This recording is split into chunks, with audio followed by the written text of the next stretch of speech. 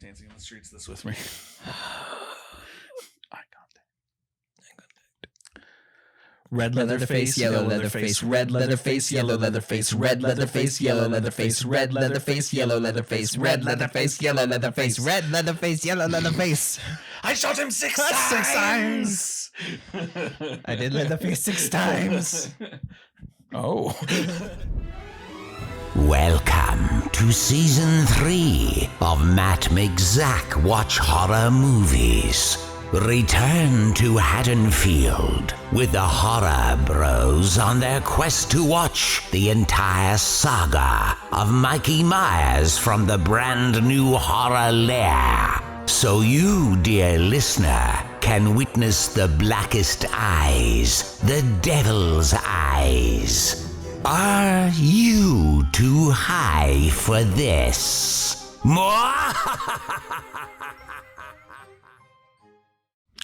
Hello, and welcome to Matt Makes Zach Watch Horror Movies. I'm Matt. And I'm Zach. And I made him watch a horror movie. Yeah, I did. What did we watch this week, Zach? More at 7 on Halloween 4. Dun, dun, dun, dun. Halloween 4. Yeah, the return of Michael Myers. Yes, a title so like, please come back. He's here this time, I promise.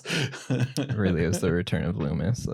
Oh well, yeah. I mean, that's the most important thing. Yeah, he's the real slasher of this franchise. So Zach, without giving away too much, did you like this movie?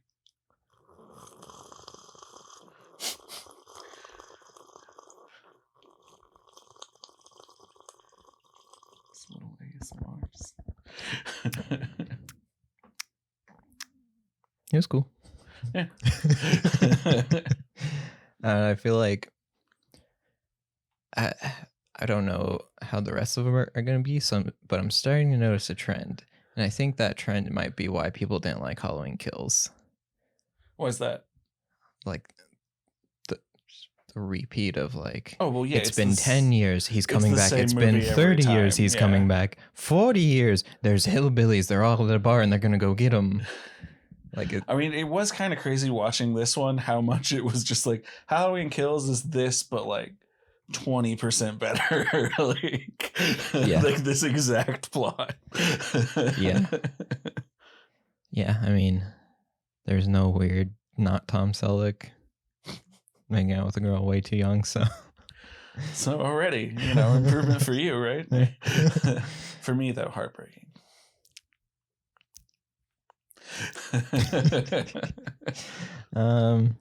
Yeah, I don't know. Ranking time. For me, it's still Halloween 2018, Halloween Kills original, and then I'm putting this one, Halloween 2 and Halloween 4 are like on the same level for me. Okay. And then Halloween 3. Because to me, I was like, this is kind of just the same movie. And there were parts where I was like, it's doing a lot more than Halloween 2. But then there's parts where it got boring. And I was like, yeah, I enjoy this as much as Halloween 2. That's fair. Okay. For me, I've had a little time to rethink my list and sit with some of the newer films. It's been a few, it's been like a week since we saw Halloween Kills. So I'd probably go Halloween 2018, Halloween Kills. We did it. Halloween 3. We did now it. Halloween 3 and Halloween Kills are like, you could kind of like, I feel like they'll be interchangeable for me depending on my mood, but it's up higher than it was. We did it, fam. And then Halloween 4 and then Halloween 2. I convinced you. Yeah. Normally it's pretty the other much, way around. yeah. Hell yeah. Your enthusiasm is infectious.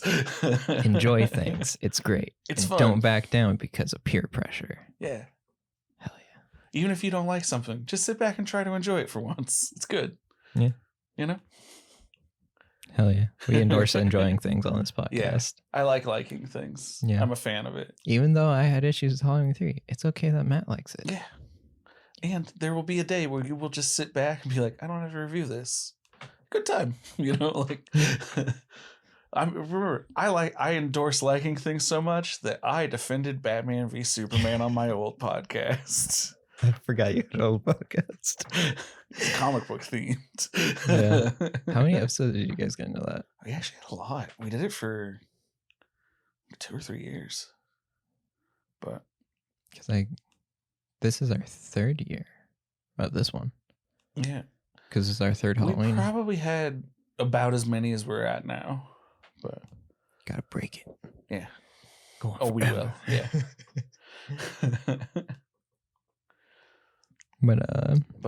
But I haven't quite like Halloween 4.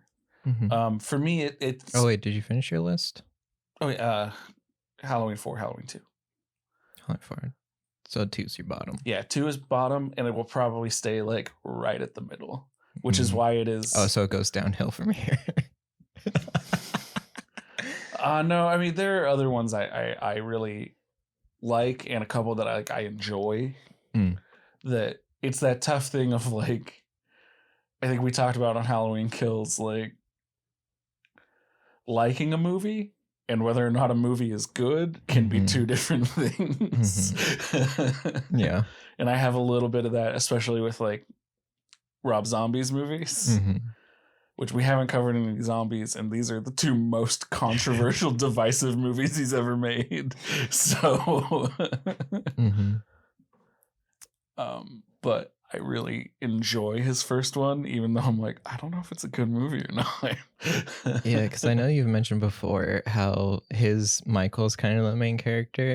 Oh, 100%. And after watching this one, I was thinking about, I was like, well, at least that's different and not just he came back to Haddonfield 10 years later. I think that's why I enjoy it so much, is like Halloween 2018 gets away with just doing the same plot as Halloween because it's really, really well made. Rob Zombies is really different, and I find that fascinating. But we'll have a whole episode about that down the line.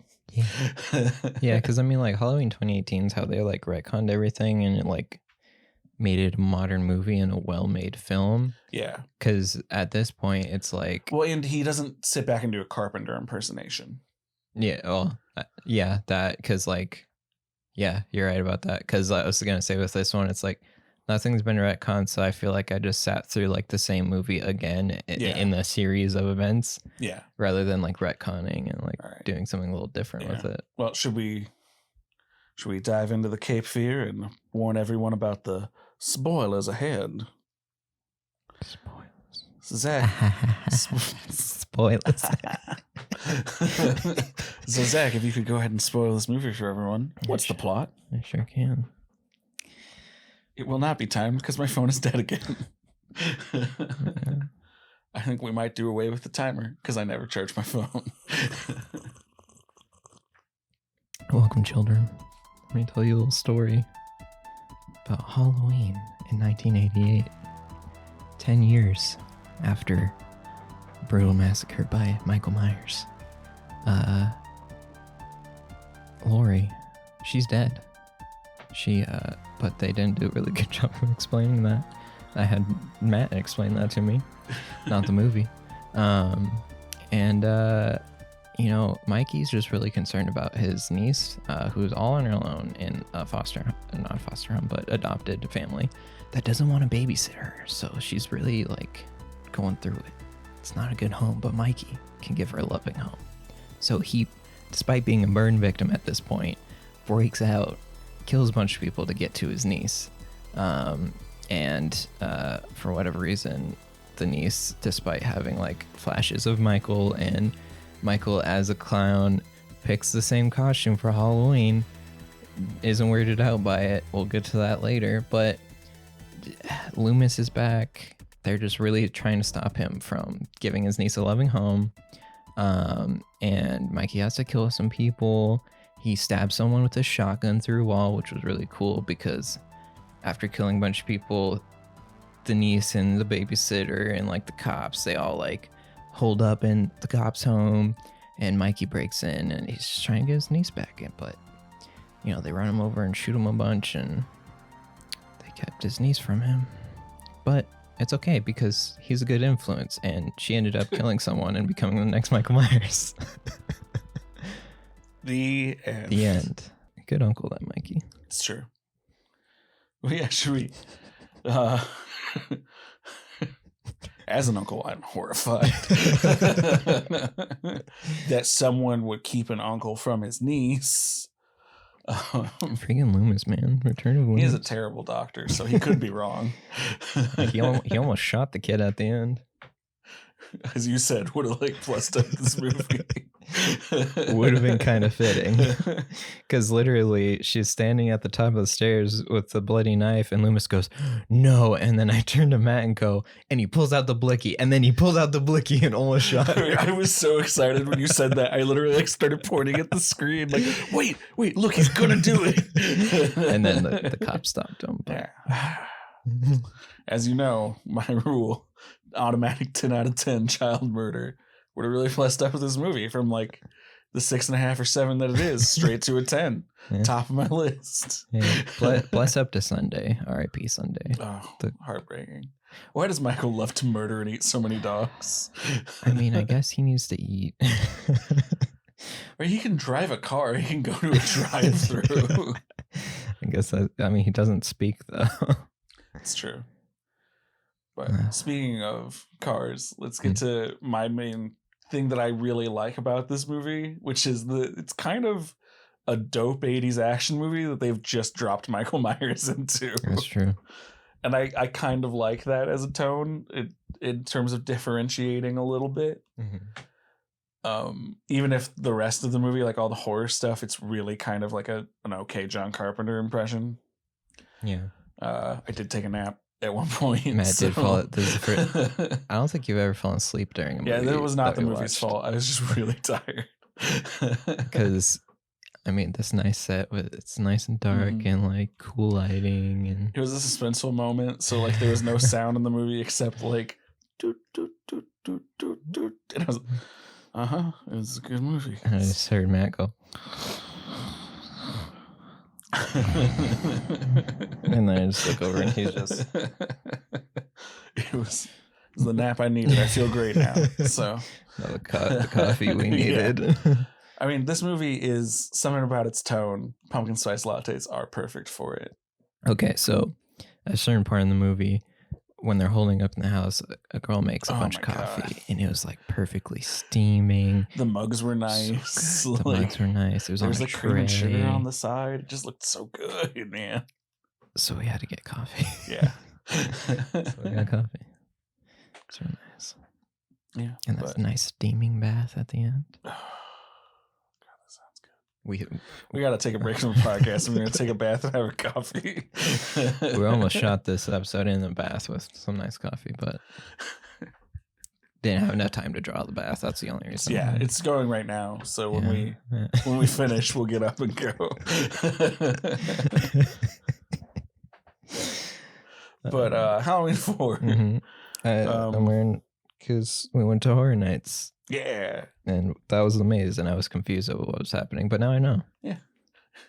Luckily it's a maze where it's just I don't know, Michael's murdering people. I get it. Yeah, I knew Loomis was back, and I thought that the little kid in the clown mask with the knife was just a flashback of Michael. Right. I didn't know it was going to be the niece. And I feel bad because I wanted to explain things to you, so you'd be like, oh, they got it. Oh, nice. But now in retrospect, they did a very good job. I'm very disappointed there was no mirror maze in this movie. Yeah. Because that was sick in the maze. Yeah. There is a lot of stuff with reflections in this movie, so I guess that was where they got that from, but I don't know. Just would have been cool. Yeah. Because, even if it was just a dream sequence she had. Yeah. Because I'm trying to think, just what was that was sick. And the only thing I can think of is when he took the shotgun and just went boink. And yeah, that was pretty cool. That was a nice riff on the Bob murder. So. Yeah. Because there's always one per movie. So. Yeah, because in Halloween 2, it was the nurse. Yeah. Halloween Kills. Should we do a best kill? Yeah. I think that for each movie. That would be fun. Yeah. So definitely best kill in this one. Yeah. Hands down, shotgun stabbing. Halloween, it's the joint one with Bob and then showing up in the ghost. Yeah. Halloween 2, the nurse with the clogs. Halloween 3, the child's head explodes and snakes come out. That was the coolest for you. It's for that or the decapitation. When was there decapitation?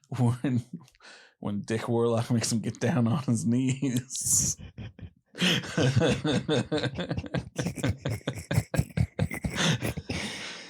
I mean, use that magic on my warlock.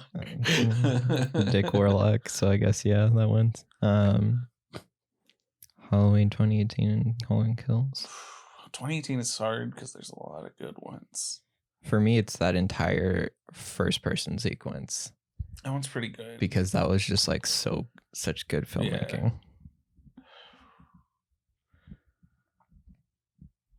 Okay, Halloween Kills though, because there's so much fucking violent murder in that movie. Yeah. I don't know. Having seen how they did it now, I kind of really like that eye stab in the car. Really, the whole sequence at the park is really, really well done to show like how like Michael is like escalating and becoming like a spree killer. Not the part where he kills them, but just the fact that he put Little John and Big John next to each other with the music playing. Hey, he may be a murderer, but he's an ally. Yeah.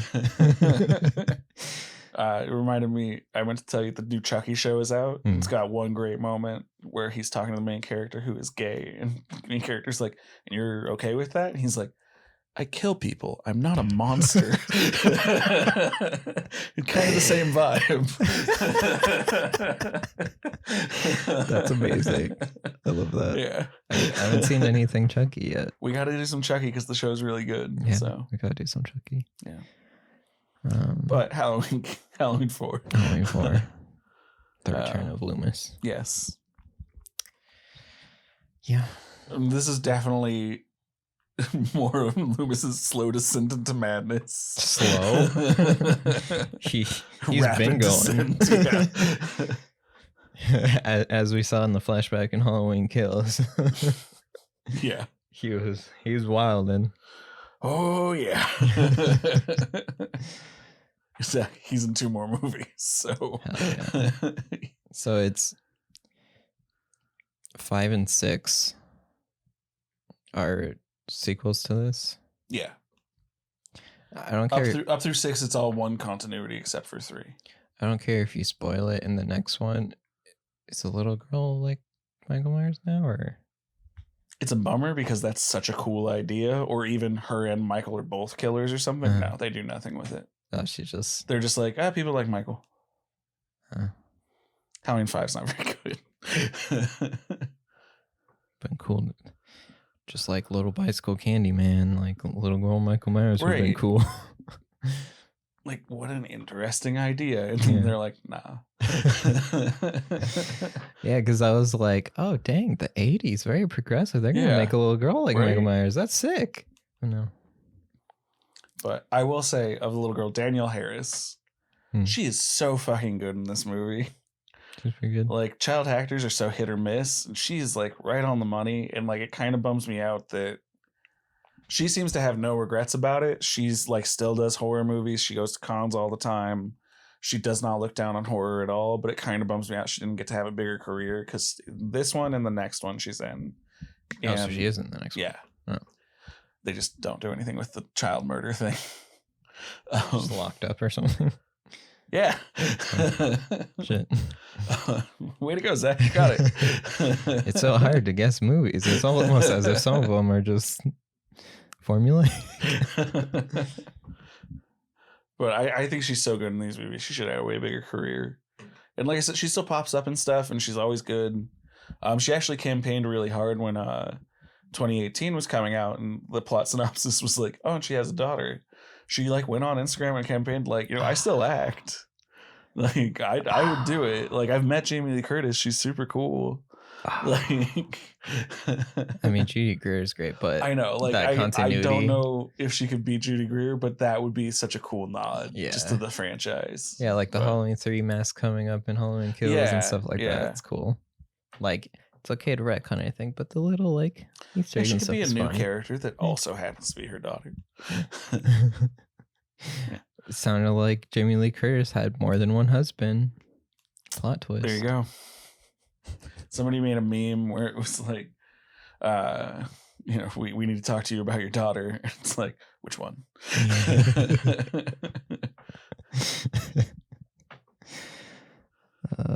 Halloween 4. What else was there to say? Like, all the action-y stuff I think is really well executed. I wish the horror was a little bit stronger. I think it's fine.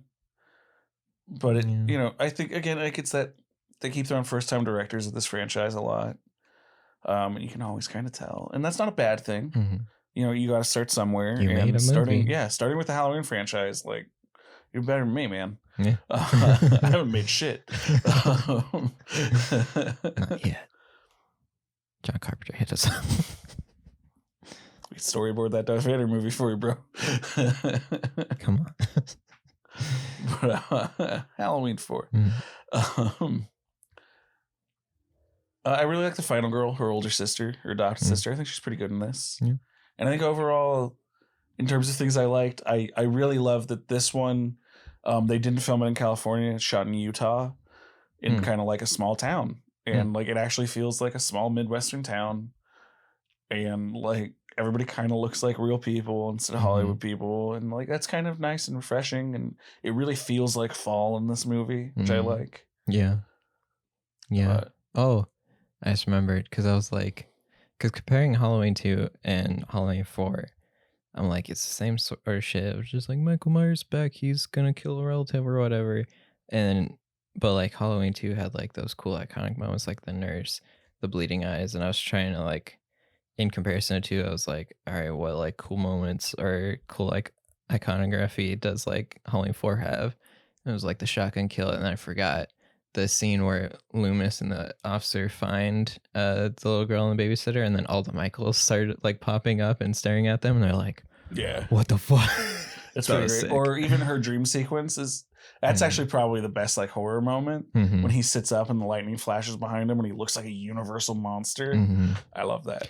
I think all the horror stuff dragged on too long. Yeah. Because even that scene, I was just like, okay, she's like open and close the door several times. Like when is the thing gonna happen already? Again, they did it better in Halloween 2018. Yeah. It's almost the same sequence, except Michael is actually there. And it's way better paced. Yeah. Yeah, I think the pacing is like my biggest issue with this movie.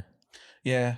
It's a little up and down, a little uneven, but like when it hits, it just really works for me personally. And that's why like I can't quite put it at the bottom. And it'll probably stay like in my like upper half of the ranking as we go on, I bet. Tell me about that mask.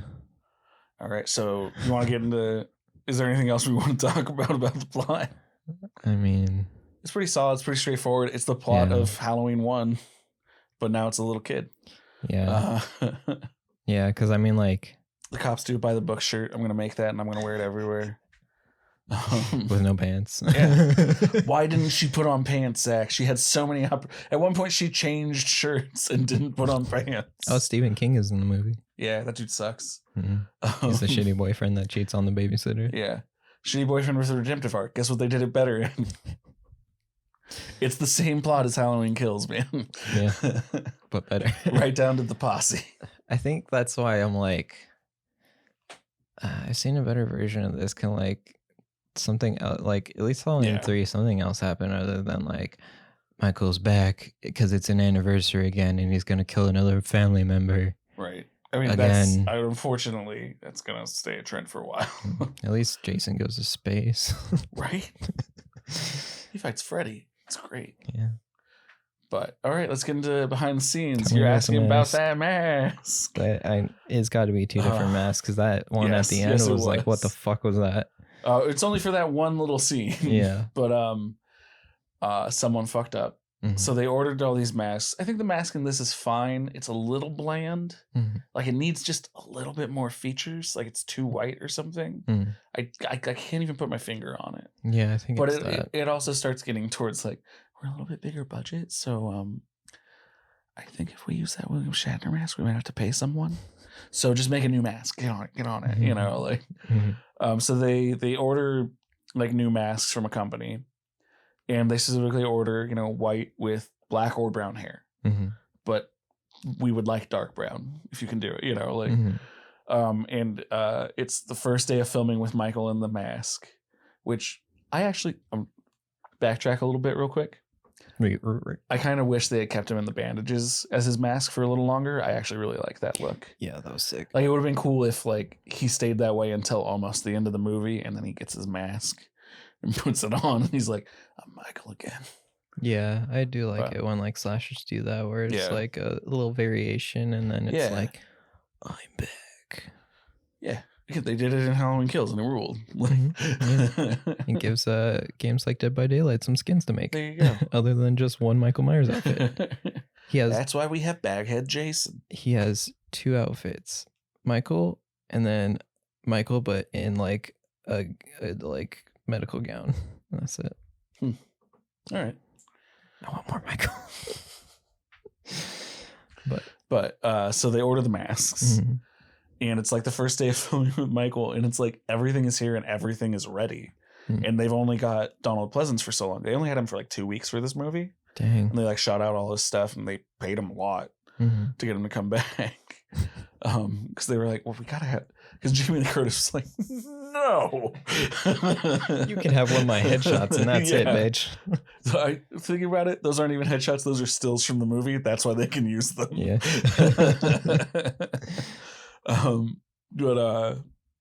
So they're like, we can't like wear the masks, and they're like, somebody fucked up. And they open the box and they have like their 3 masks. You know, you have like your hero mask, your stunt mask, same way you do cars or props, you know, if anything. All of them are pink with white hair. And like they got them to them late, so they didn't even get to open the box until they got to set. Otherwise, they obviously like would have complained and been like, shut down the set for the day. But by this point, they're like up and running. They'd shot other stuff. They only have the school. They only have Donald Pleasance for so long. And they're like, put the fucking mask on him. We'll try to shoot around it. That's why like it's only like the top of his head or the back of his head in a couple shots. Wait, it was pink? Yeah, you almost can't even tell. Oh, it's like a really like light pink. Okay, I'm colorblind. So. Yeah. I was like, wait a second. Well, the thing that stands out more, also because it's dark. So if it's light pink, you can't almost, if you're in a dark building, that white hair though, you cannot hide that. Yeah. And apparently like the director was like pissed and like tried to get them to shut down set, and they were like, we can't. You just have to film with it. And then they got him the right one like the next day. Other cool behind the scenes stuff. Donald Pleasance, apparently a lovely man, totally professional on set. The day he showed up, they had a trailer for him, and he was like, hell yeah. Totally nice. Danielle Harris has nothing but nice things to say about him, except for one thing where she's like, I mean, he did his shit and he was like on it, but looking back on my childhood, definitely when he grabbed me and was like, we have to go to the school, she was like, oh, whiskey. Like he was just down in whiskey between takes. Like he was just trash the whole movie. I mean, if you gotta do that to get to Loomis. I don't think he did. But again, Donald Pleasance, very nice man. They had rented him that trailer, right? And he was like, oh, well, Danielle Harris, this little girl, she's the lead. Where's her trailer? I want to go like say hi to her. And they're like, we didn't get her a trailer. We're an indie movie. And he was like, well, like that's not okay. And they're like, what do you mean? And he's like, so I'm out in 2 weeks, right? Take like $1,000 off my pay and keep the trailer for the rest of the shoot so she can have it, please. Thank you. Because she's the lead in the movie and you need to treat her with some respect. Oh. And I was like, wow, what a like. Wow. Like, Donald Pleasance was just like, no, she's your lead. You treat her like your lead. You don't get to treat her bad because she's a kid. Like, yeah. Donald Pleasance is dope. I mean, he didn't like say like rent a second trailer so she has one now. He's like, I mean, I want my trailer. Yeah. But, still nice though. Yeah. The gesture is lovely. But perhaps the most interesting thing about this movie is, so they asked John Carpenter and Deborah Hill to come back. Because they were a part of Halloween 3. Yeah. And that was the way they said for years, like the only way we'll come back is if you keep an anthology series. We have no interest in Michael Myers. So they almost start getting them back.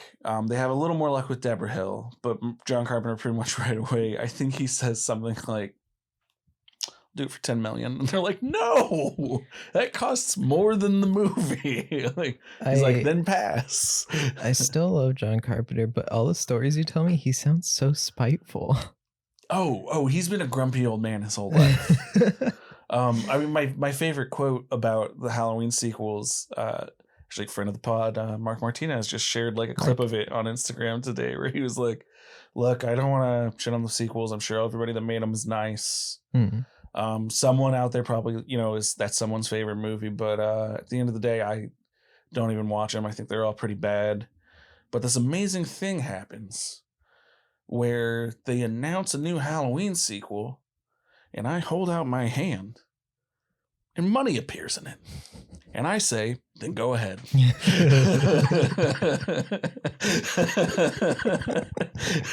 the fucking best. That's pretty sick.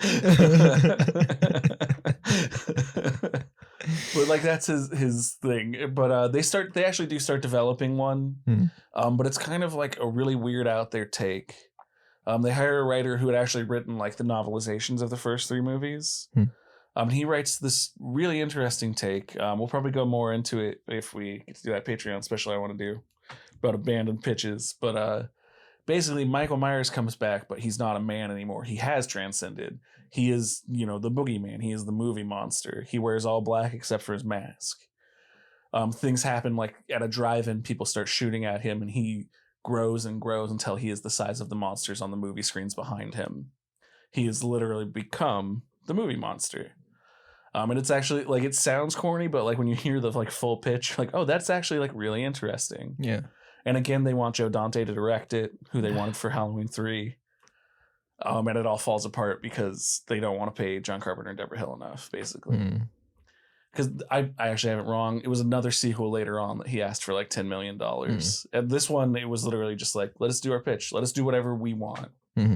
And they kind of had to be like, well, no, that's still not really Michael Myers. Yeah. Like, we're calling it The Return. So, so then they just open up all the pitches to like anybody who is Writers Guild or not, because it's going to be an independent film that then Universal will distribute. You can pitch. So they get all these crazy pitches. And finally they land on Alan B. McElroy's, I don't know how to say it. I don't know how he pronounces it. And it's a pretty straight ahead take. But his, I think, at first includes Jamie Lee Curtis. And then they kind of have to hurriedly be like, oh, you got to change that. Because again, she's like, no. What are you I'm in real movies now. John's not coming back, then fuck you. Leave me and my yogurt out of this. Yeah. I got yogurt money, bitch. What do you got? But, I don't think that it was. So that's why like there's just like a throwaway line instead of like an opening sequence where she dies or something, or a more sturdy explanation. It's literally, they just say like, look, it's only been a few months since the car accident. You must still be shaken up. Yeah, no, they've been gone for 11 months. Don't know when they're coming back. Yeah. It's not great, but it works. Yeah. I like that she's named Jamie after Jamie Lee Curtis. That's cute. Yeah. Yeah, and then this movie does really well, but immediately the producers want a sequel. And that's where we run into trouble, and we'll pick up next time with Halloween 5. Dun, dun. Zach, any closing thoughts? I don't know. That was just like, I'm tired of. It's an anniversary. Michael's coming back, and he's coming at, because that's why I liked Halloween Kills, where it was like, it's not Michael's obsession, it's all yours. Yeah. Like, I like that because it's at least different. When does Michael go to space? He doesn't. Not until that Darth Vader John Carpenter movie. Come on, you can cast Nick Castle. He's up for it. Oh, he's tall. Yeah, I don't know. I think. I mean, it is a solid commentary on the repetitive nature of like sequels and stuff. That the stuff that works about this is all the stuff that's new. Yeah. Like, I know I wanted a Halloween action movie until I saw this movie, and I'm like, maybe even lean into that more. Like, oh, that was one thing I forgot to mention.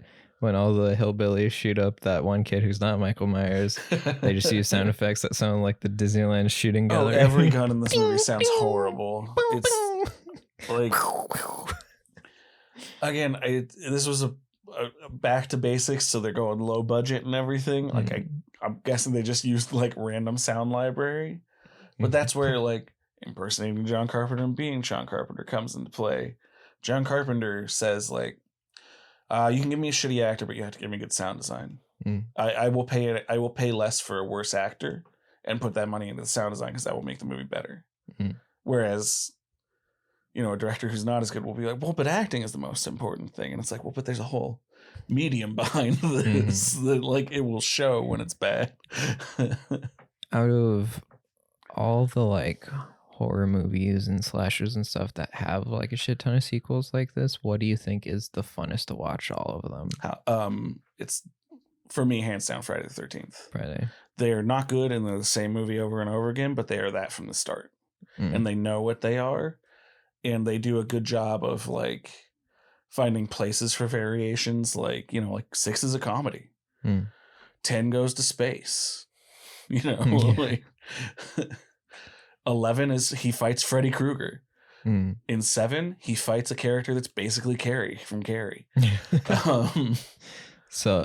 But other than that, it is the same movie beat for beat with inventive kills over and over again, but it knows that. Whereas like, and they don't take themselves too seriously, especially like after like 5 or so.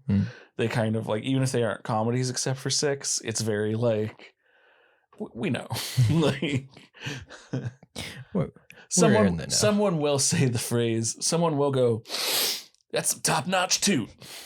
No one thought that wasn't funny. Do you know what I mean? Like, yeah. Then what do you think has the best sequels? That's tough. It might be Krueger. Like weirdly, like I've always said, because he is the best slasher, because he can talk. That helps a lot, and the ways he kills people just get more and more creative once they lean into like, oh, this is dream. It can be fantasy. Yeah. So we can have a person slowly have their body dissolve until they're a cockroach. And it's truly horrific. And then he squishes them because they're a cockroach. Have fun. You know, like, yeah. But then some of those sequels are pretty bad too. Yeah. And I would say though, the highs and lows of the Halloween franchise, highest highs, lowest lows. Yeah, I'm feeling it. Yeah, we have not gotten to the lowest lows. Yeah. We are still in the highs right now, Zach. I'm starting to feel it. If you will beg for Halloween 3. I know that is your least favorite right now. You will be like, I would watch Halloween 3 too in a heartbeat. I'm sorry, there's a cult in this movie? What? That's it. That's coming. Just gotta make it MC Hammer. What's it? Or Busta Rhymes. Oh yeah. Busta Rhymes. That movie's fun though. Just gotta make it a Busta Rhymes. The other one, like, it's that difference between like that movie is so many bad choices that it comes back around to entertaining. It is genuinely a movie that is so bad it is good. It is like The Room of the Halloween franchise. Whereas the other ones are like, I'm trying to think of like a movie that's like, the other ones are Battleship, where I'm just like, I'm bored. Why is that happening? Rihanna's in it. Okay, well that's cool, but yeah, just gotta make it a Busta Rhymes. Yeah, we'll get there. We're on our way. One of the last ones, right? Yes. So it's gotta make it. It is the last one before Rob Zombie reboots it. It's gotta make it a buzz, because at least Rob Zombies will be interesting, even if you hate them. And yeah, I get the feeling you really won't like them. You will at least be like, it's different. It's not, Matt didn't fall asleep in this one. Yeah. I mean, a lot of naked women get assaulted and beaten to death, but it's not boring. Bro, I got upset over an old man with a mustache making out with a young woman. Zach, you are gonna beg for Halloween 3. You were gonna be like, that movie is so fun. That movie's a goddamn masterpiece. Rob Zombie is similar to Frank Miller in that, like, he never made a female character that he didn't think was a hooker in the past.